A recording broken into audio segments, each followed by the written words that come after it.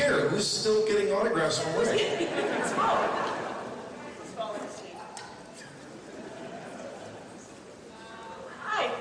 I think can I just say on behalf of all of us, thank you so much. What an incredible weekend this has been, and you're all amazing. Thank you. They gave 2 microphones.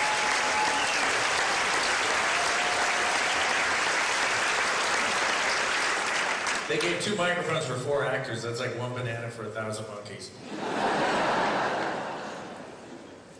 Well, thank you all for being here. It's been great. I had a question for all of you. Sorry that Rick couldn't be here yet, but first of all, I would like to know if you guys meet each other regularly other than at conventions. Terrell and I go for lunches and dinners and cry and laugh a lot. And Michael and I see each other, but you know, Joe and Ben live in Los Angeles. So Actually, far away. Amanda keeps asking me to get off her front patio. It's because you've been living there for some time now. Okay, and my second question would be, which was your favorite scene or the scene you most remember from the Stargate franchise? Whether it was a funny scene or maybe a more solemn scene?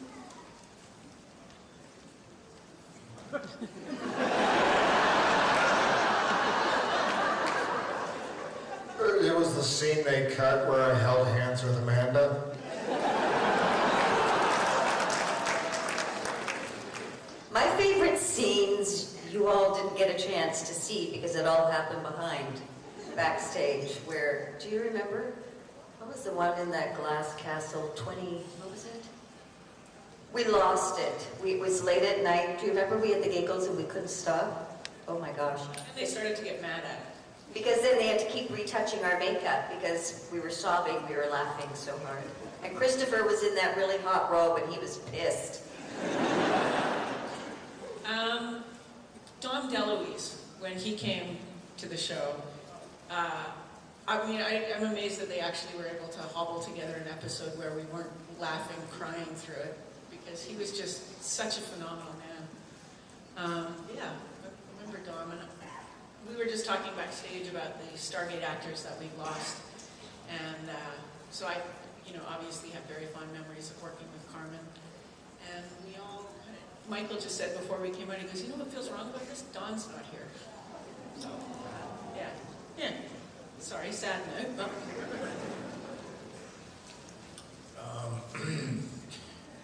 I think, as Terrell said, that we probably view things more off camera than on screen. So your memories of watching the show, you'll have on-screen ideas of like, oh, was that fun to shoot? 95% of our life occurs when the camera's not rolling. So there's so much activity going on behind that, and there's a lot of crazy stuff. But I do remember one of the more satisfying moments is when I was doing an episode where Jason was here and Rachel was here, and it was very simple. She just had to punch Jason in the face, and when you do it, there's film tricks. You create like this much distance, but you shoot over the shoulder, so it looks like you're hitting. And I'm in the middle, and she does this, and she makes solid contact. And I watch Jason's nose just get bigger and bigger, and blood start coming out, and I'm like, this is genius. Please don't yell cut. Because a lot of times directors yell cut if something's going wrong. I'm like, please don't. And they kept it. It was beautiful.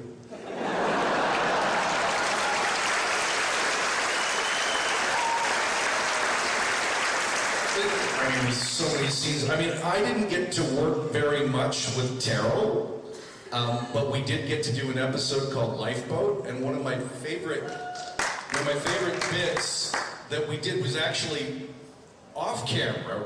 Richard had, his father had passed away during filming, and so he had to go away to the funeral and look after things there.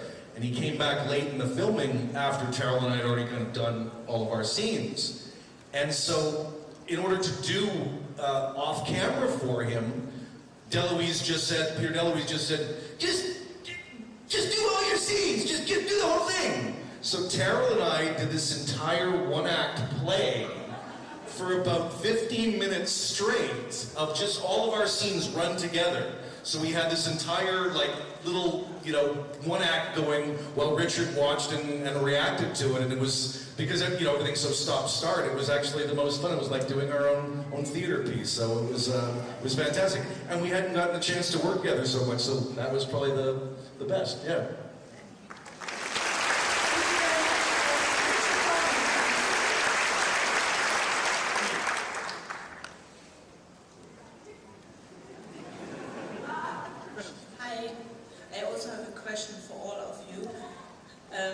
There was this episode unending when some of you were on this ship.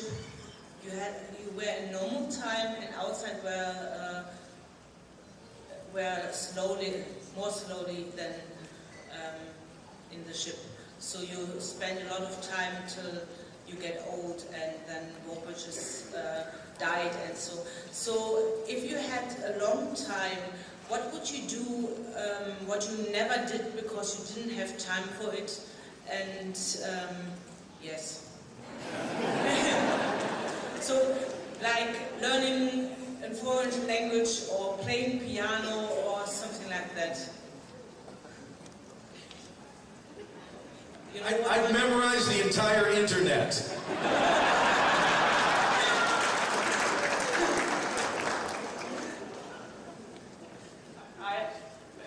What I really want to say, but I shouldn't. We have more sex. But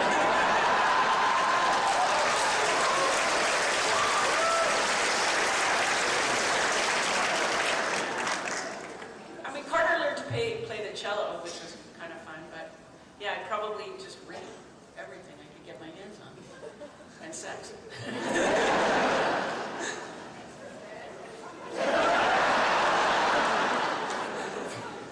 That answer's too good. I'd like to be a cello.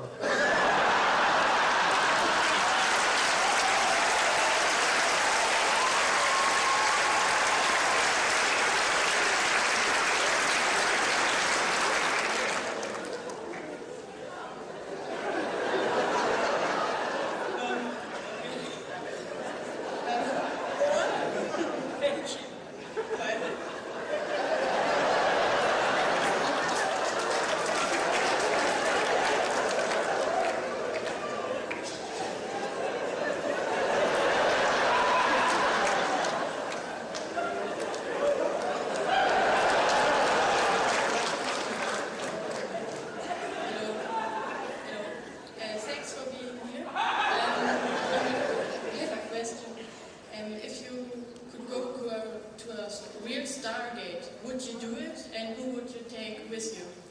The cello!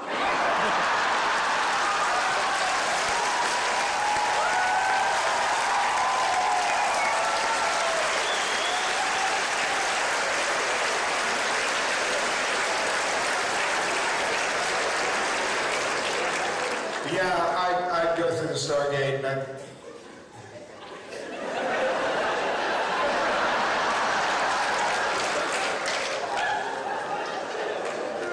would definitely go through the Stargate. Multiple cellos. All of these people. They actually asked us, like, what we would have in our quarters. Like, and you guys were kind of, I don't know, we were up in space. And they asked us what we would bring with us. And ironically, I brought a Johnny Cash poster. But I originally said I should have a distillery. I thought that was genius, because you know MASH, they had that. I was like, I'll have a distillery. But they put the kibosh on that. But that's what I would have done. I would have brought alcohol-making material.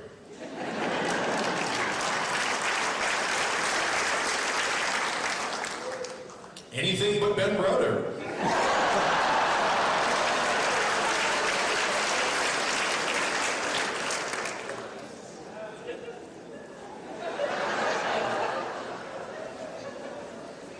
Thank you.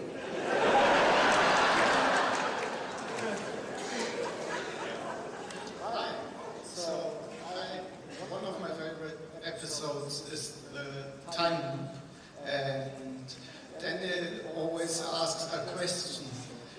Was there actually a scene where Richard ended Anderson answered that?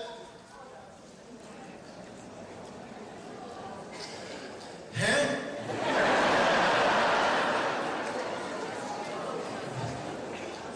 If the answer is the cello, What was the question that was asked? In an episode called Time?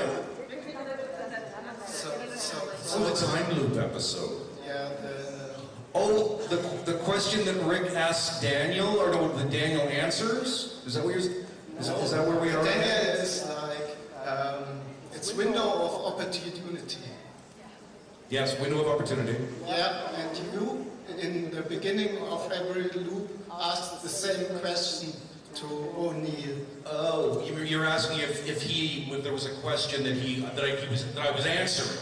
No, you were asking the question. Yeah, I said it just happens to be the way I feel about it. What do you think? And you're asking.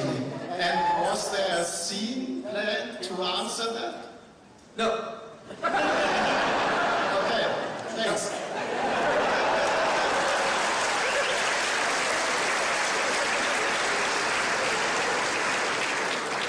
That's what you call taking the long way around, all right?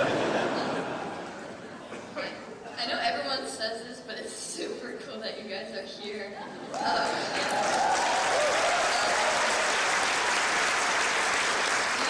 Do you guys miss portraying your characters? Oh, yes. Because I took a staff blast to the chest, and Michael got to... Were you in a sarcophagus? How did you come back? Which time?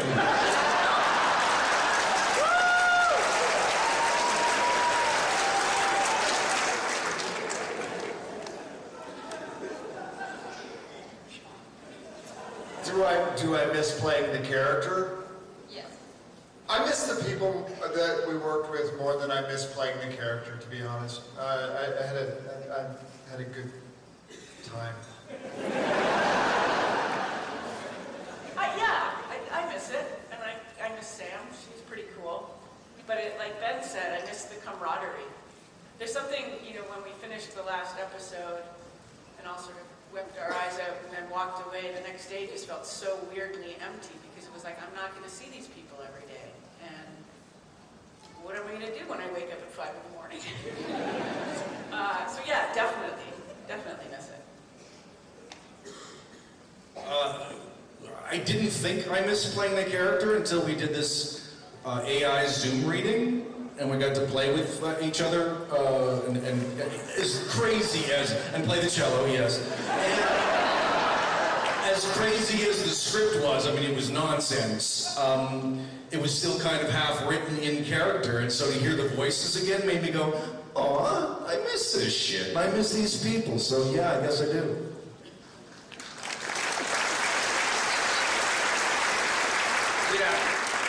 I definitely miss playing the character. My accountant misses me playing that character. I think my now ex-wife missed me going there to play that character. And so, yeah, I would go back.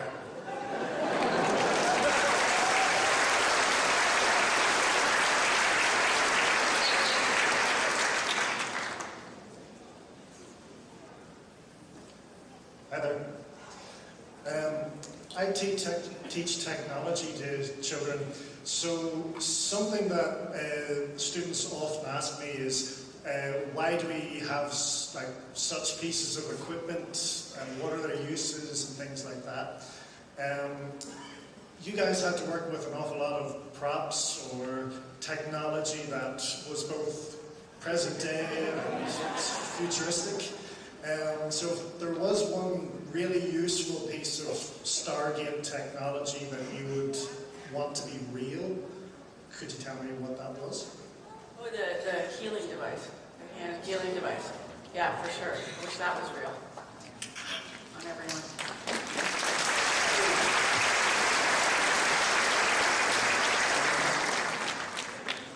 say the gate. I mean, can you imagine having that portal to go wherever you wanted to go? I think that would be it for sure. No airport security, that's right. Yeah, for sure, the gate. Not the channel.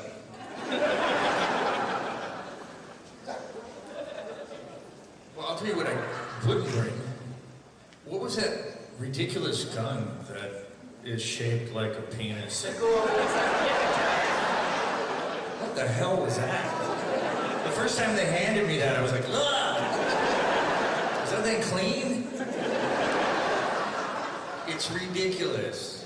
But Jason's character had this absurdly large gun that killed Rueff. I have no idea what the technology was, but I was like, I want that. And they wouldn't give it to me.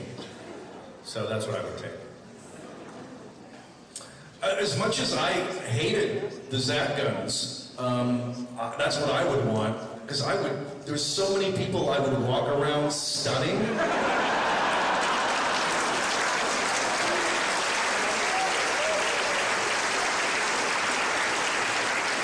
And sometimes I just want to make Browder disappear.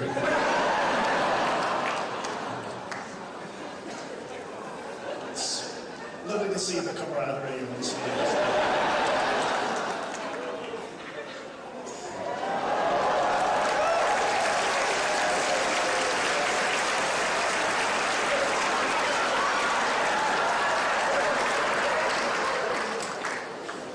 Thanks very much. Thank you.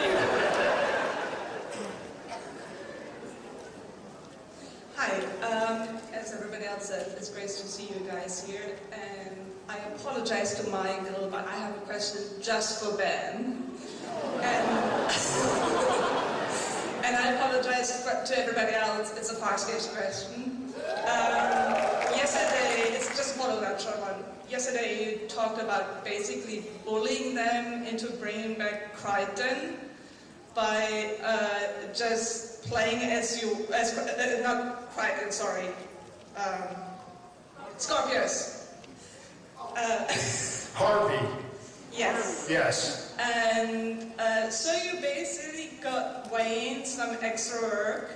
Did he ever give you beer out for that, or was he too upset to have to go back in the makeup shirt for ages? No, I think he owes me some money, doesn't he? Crichton went insane in season 2, and It was a lot of fun. yeah, it was fun. But we did an episode where I was hallucinating the bad guy, and then immediately after that episode, I said, "Just so you guys know, I'm hallucinating him all the time." So I would be in the middle of a scene where I'm just talking, and I go, "Shh," and then I would stop, and I would do it in a way they couldn't cut. I would do it in water, and I would just stop it, walk and talk, and I would do this. And I told the writers that, "Oh yeah, no, I'm hallucinating the bad guy all the time."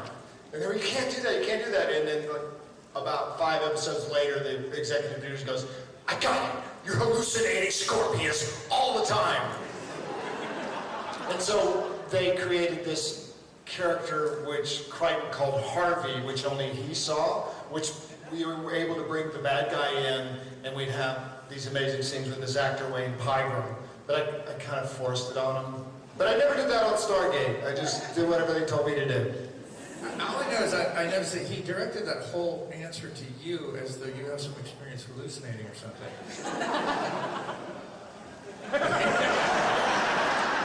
Or was that to me? I tried to do some stuff to Mike, but it's just, it's like a mirror. Thank you. Thank you.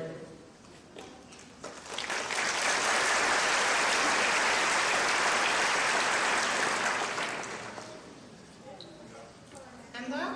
Oh, that's one. Hi. This is a question for Amanda, for all the shippers. In the episode Divide and Conquer, we saw where you were claimed to be Thatarks. We saw the statement of Jack with the retesting that he cares a lot more than he's supposed to for Sam. We never saw Sam's statement. So So what do you think she would have said? He should care about me a lot more. No, she would have said the same thing. There was clearly a chemistry. And yeah, would have absolutely been the same thing back. Okay. He's my commanding officer, I can't. Sir.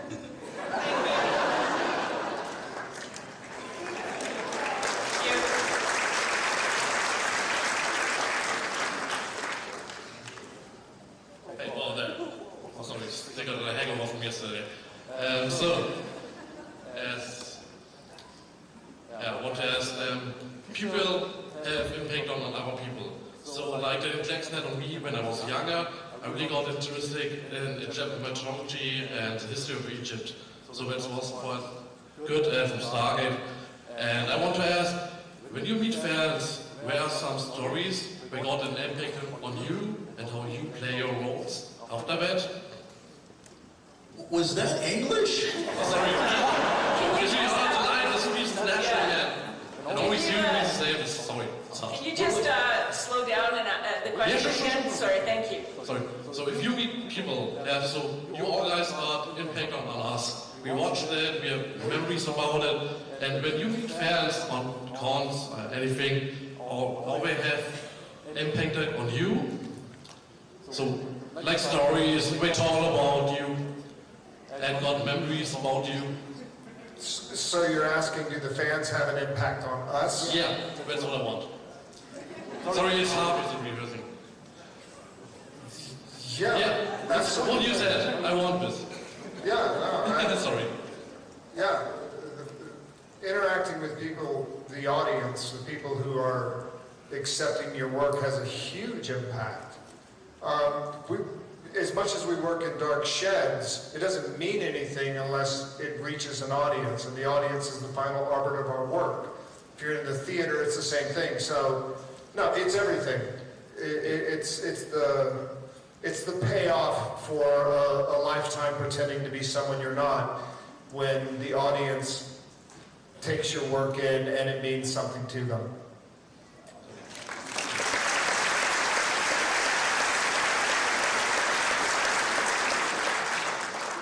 Honestly, I think you nailed it. That's the perfect answer, because that's exactly what it is.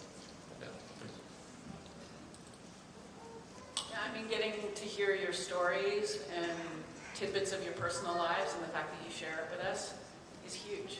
And today, I'm sure we were all asked, aren't you guys tired? It's like, no, we get so much energy from all of you that, yeah, it's just a real Did gift. you expect it from the start? Or did it grow over the time? It grows. So from the beginning, from Stargate, do you expect that huge impact it would be having? No. No, not at all.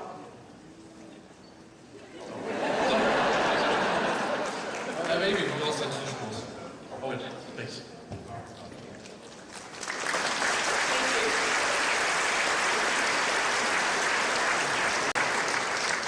Hey guys, my question is, if you had to choose, where would you like to work? In Atlantis, the SGC, or on the ship of the Stargate Command? The characters or us personally? You personally, if it was real.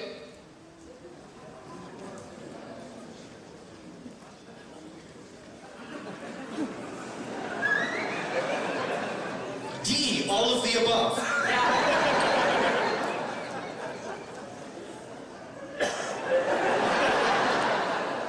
I almost feel like this is a trick question. Where would I work? The studios in Vancouver. That covers everything. I would choose the SGC just because we still get to go off on adventures, but get to go home and walk your dog at night. So.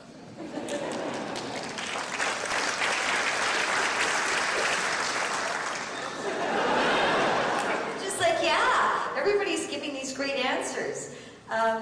Completely at the base for sure, because yeah, we get to. Well, I live there pretty much, but just to be with our friends and still do what we do, that would be the place I'd want to be. Ben. Yeah, and the SGC, Colorado Springs, is a great town. You should visit, see the gate.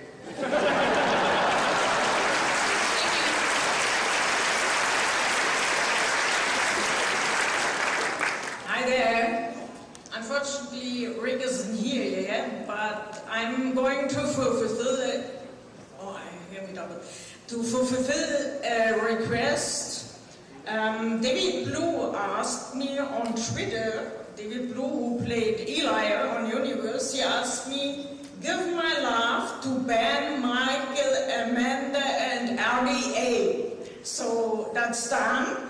And I was wondering, did you really get to know each other during a few times on the set of Universe? Or did you actually connect to each other afterwards at conventions you attended together? And especially to Ben, since you went on Universe with the world. What's your connection to David Blue? And of course, feel free to send your love back to David, because I'm sure some people here are filming it. Love you, David. David was really interesting because he was a fan. Like he really loved Stargate, and so it was always such a joy to talk to him because he was so happy to be there. And yeah, he was lovely. We didn't get a lot of time together. Dave was at my house recently, so I think we like him. Love you, David.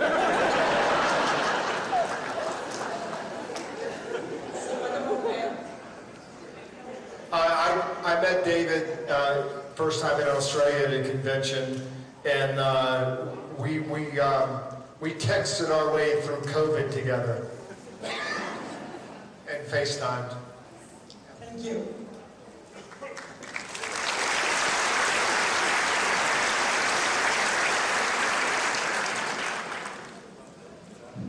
Hey guys, I'm Marina, and I don't have a question. I just want to say thank you to you, to the whole series, because I watched 10 years ago, and through the series I met my husband. I met the love of my life, and he's sitting in one of the rows. Raise your hand.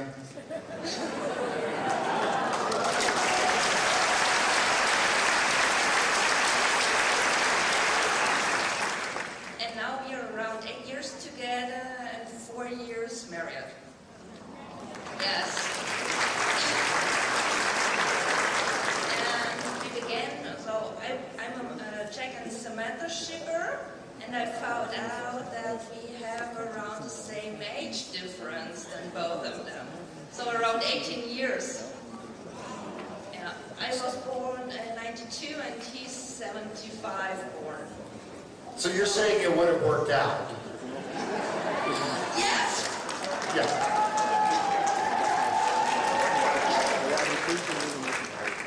Yeah. Thank you so much for giving me this guy.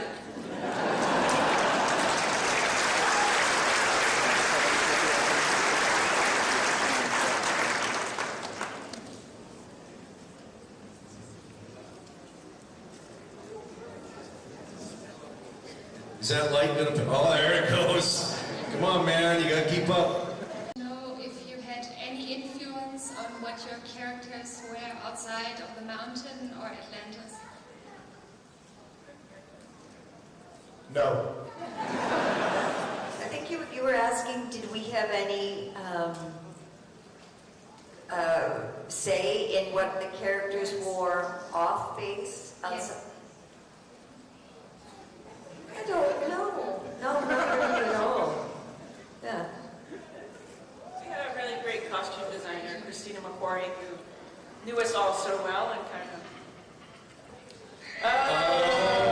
Ladies and gentlemen, Mr.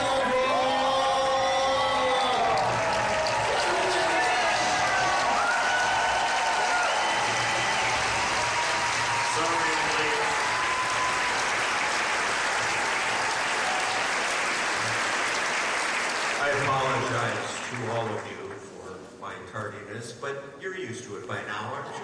Yes, we are. Hi, everybody. Did you have any influence over what? Suddenly he's an MC. I love Did this. you have any influence over what your character wore outside of the mountain when your character went, you know? Of course you did. You practically wore what you came to work in. Yeah, whatever I slept in that night. Well, I don't even remember what I wore, to be honest with you. So it probably, maybe, did it look like it fit? Yes. It wasn't mine. Such a question. It's so personal. I suppose I did. It didn't matter, really. I mean, I don't mean to seem cavalier. Yes, I did. I didn't care what I wore. It was all about the character. The acting.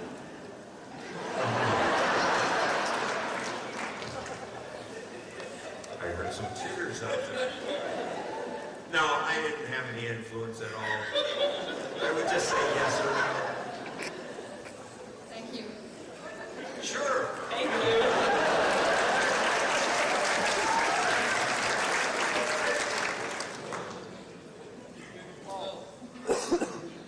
Hi there. Yeah, I'm a big fan of Stargate since I'm a little child because I grew up with Stargate and I love the universe and Atlantis and the OG. And my question is, there are plans like a reboot, they tried it with Origins, and Star Trek did it too in the past. Is there any chance or any plan that you play together again in the Stargate reboot or in a new Stargate universe? Well, I'll say something. Okay, Rick. I would give my left arm to be right-handed.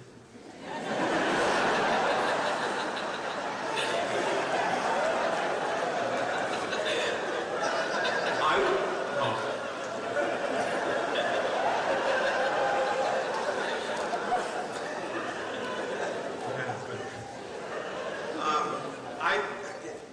I've been thinking about that. Well, never. But in doing the little thing that we did with AI script with Brad and such, I got to grill him on it. He said it's out of his hands.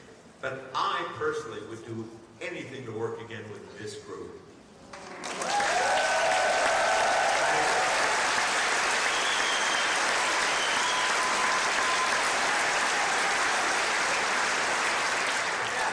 Ditto. Yeah, I don't, in terms of what's happening with the franchise, if that's some sort of way of digging at that, we have no idea. And we don't think Brad has been contacted, and I certainly Brad's don't. tried, or he keeps the conversation going occasionally. It gets a little annoying on the other end, where they'll just say, no, we're not going to make a show because you keep bugging us. And I believe it's not MGM anymore, or the studios, but something's in the way of getting production, getting some money to start writing and doing that stuff. That's, well, it's almost always the problem is money, but I don't know, I think it would work, because O'Neill is an old fart, would be great. I could be me. We've changed a bit. It used to be like, hey, how was your weekend? What club did you go to? And then it was, hey, how was your weekend? How are the kids? Now it's like, how's your prostate? Are you good?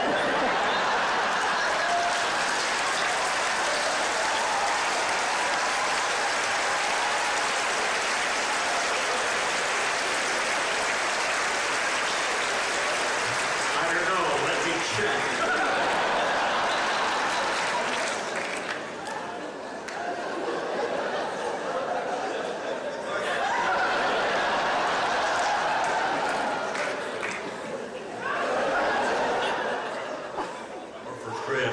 Don't tease.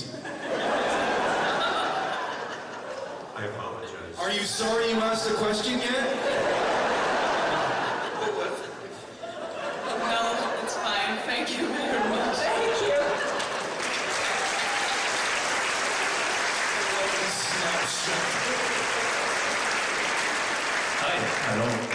big fan, still rewatching the series again and again continuously. So I have a quick following up question. If you get the hard reboot, which actors would you like to see playing your roles? 2 constraints, wrong answers only, and no music instruments.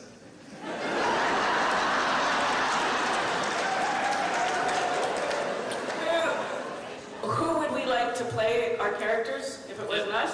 Yeah. You got that from that? What she I thought I was doing the translating around here. What actor would you have play you if it wasn't you, right? That's the question? In our own life story? Is that what you're talking about? No, as a character. If you go get a new Stargate series, a hard reboot, so the same story but newer actors, which ones? You're asking actors how they want to be replaced. Actually, yes.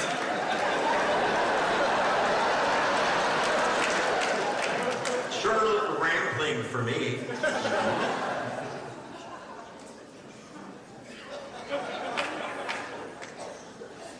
James Spader.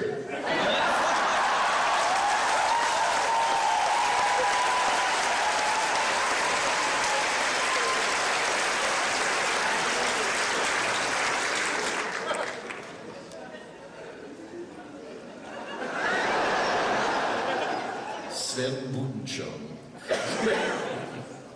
Ben Browder is another choice. Oh, Yeah. oh, hi. Yeah, I'm going to play O'Neill. They should make it O'Neill. I mean, Picard's working, so let's just do O'Neill.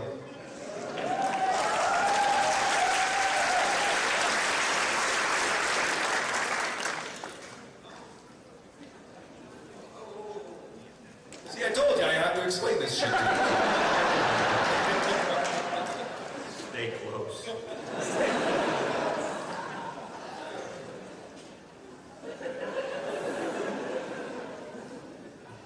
Does anyone watch Wellington Paranormal? This little crazy Taika Waititi show that, yeah. The cop in that, she's really, really funny. She'd make a great Carter. She's like this tall.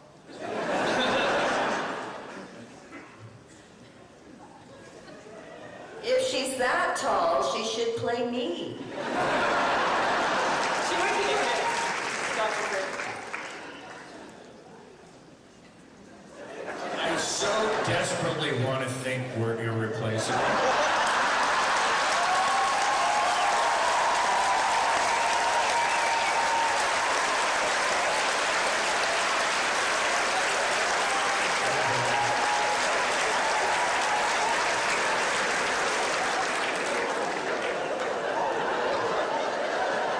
While I have it, I might as well advertise it.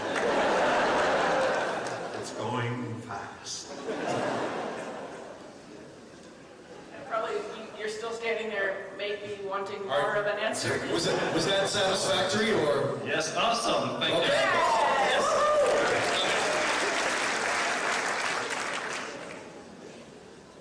Hi. I've got 2 questions, actually, if I may. First off, if you had to, and you had no choice, you could move to any planet and any culture seen in the Stargate universe, but you could not go back. Which of it would it be?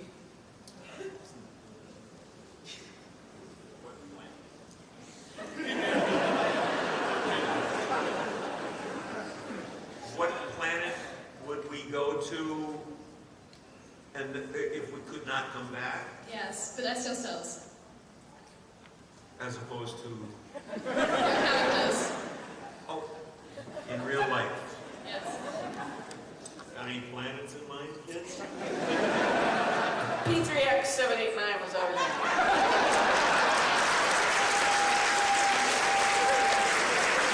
P3X789. I don't know, I think. It's a non-binary planet. The Knox lived. We never actually saw where they lived. That would have been kind of... What planets are there? The ones that we know you can't beach live on. one. You like that beach one in the early seasons. The planet where we went to hell we're all going to end up there anyway.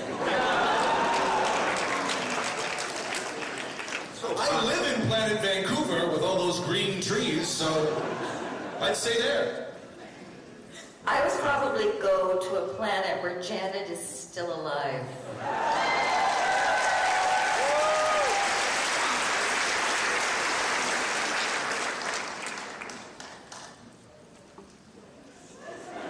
Not Florida.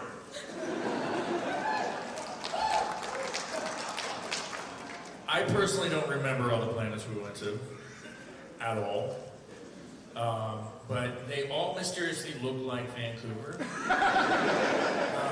And I think there was one planet that was Richard Kind. Yeah, it was Richard Kind, the actor. So it was like a planet of like funny people. And maybe I'd go to funny people land. Or maybe that's the hell he's talking about. I'm not sure.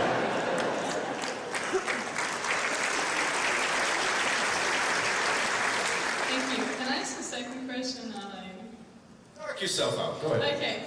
How would you react right now if the Stargate was real?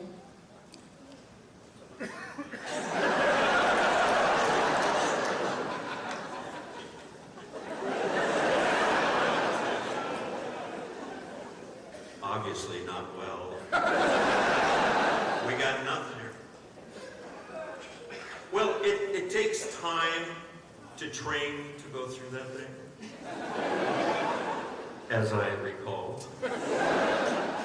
It's cold. What are you talking about? Lord. Don't we all end up in Giza anyway, eventually? Look at me throwing stuff out like that. Like I know the show.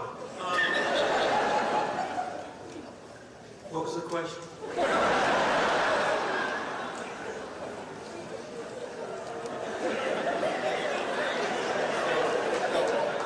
All right, we got that. I think we touched on that one. She's shaking her head, no. But we're saying that's all you're gonna get. I'm happy you're here. That's all I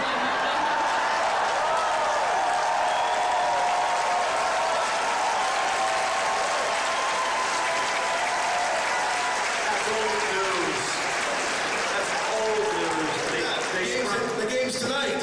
It's Canada against Germany. Yeah. It is. It's 7:30. That was yesterday's news. Don't rub it in.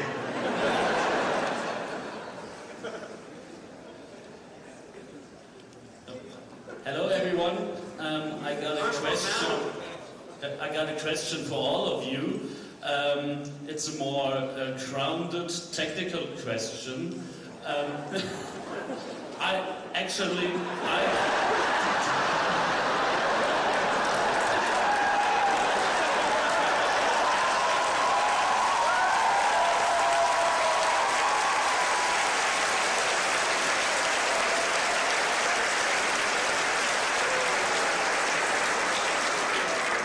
Maybe it's not so bad as you expect. I just want to know how sound the Stargate set. We all knew the sounds of the Stargate on film, on the series, but how does it sound in real life? Does it make squeaky noises, or does any sound at all? What can you tell us about the sounds of the set? The gate actually spun and locked on to different chevrons, so that made a sound. And there's the sound of the CO2. So I'll do the sound of the CO2, you do the sound of the set.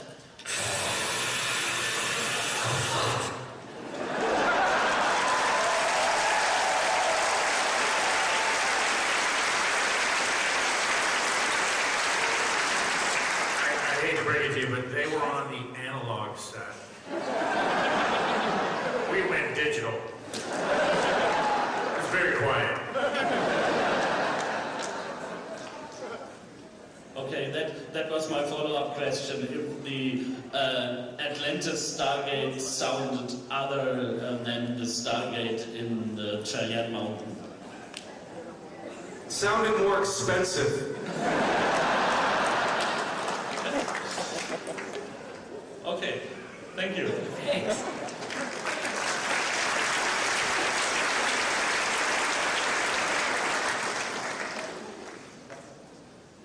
Hi again. So I have a question for Rick and then a question for all of you. So the first one is a MacGyver one. My t-shirt says in 1988 MacGyver was, or he was vegetarian. Today MacGyver would be vegan. So don't you think it would be cool, because you talked about that you rescue dogs in real life, if MacGyver would have a sanctuary for animals with his family, his kids.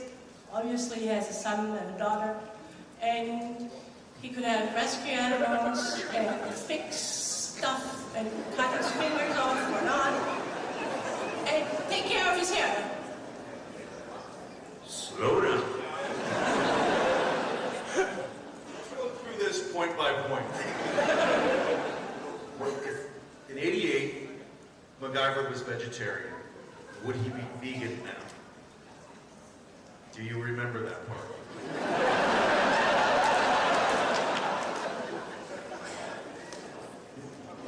He has no recollection of this. For the sake of conversation, I will say, yes, of course. Well, he had tofu in his fridge and he said he was vegetarian, so just for context. So the question for all of you guys is, so let's say an alien race comes... I think that's a pretty resounding thing about not having a vegetarian diet. I can't understand anybody. It's okay. So let's... Rick, you're in Germany, they speak German.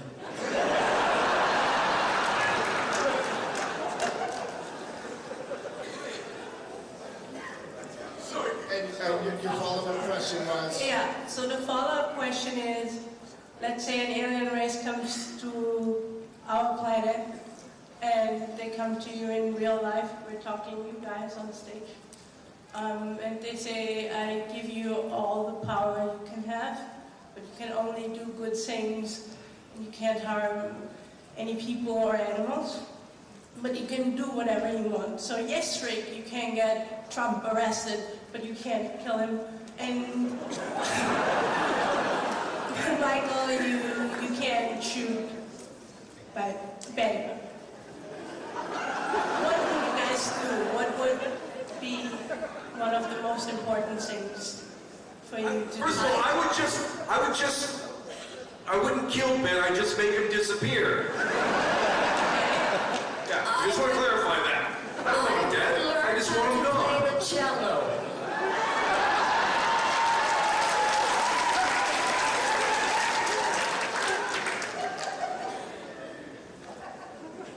So you could have all the power, but you can't use it for evil. Yes, so you can do whatever you want for people and the planet and for animals, but you can't harm anyone.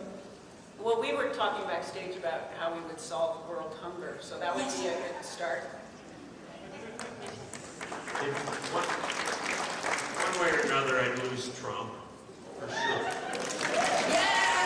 to get political or anything.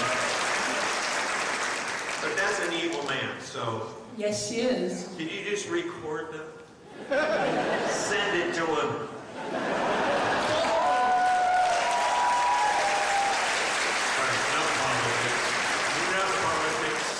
Unless you want to talk about it. Well, that's a start anyway, getting rid of him. What would you do for good? And world peace! Yeah, world peace. It's a really deep question. I'm going to try to answer it quickly and not too deep. I would like people to be able to listen to one another and to be able to forgive one another.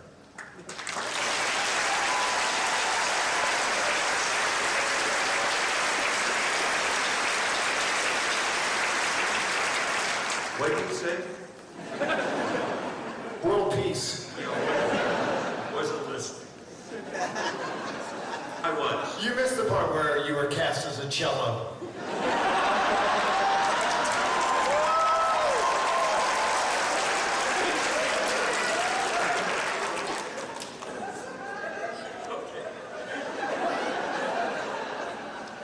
I love you, Ben.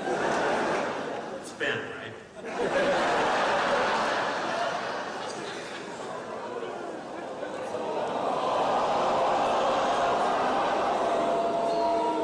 You're not very popular today. Please don't kill the messenger, but the time is over. I'm so sorry. It's all right. Try and get us off.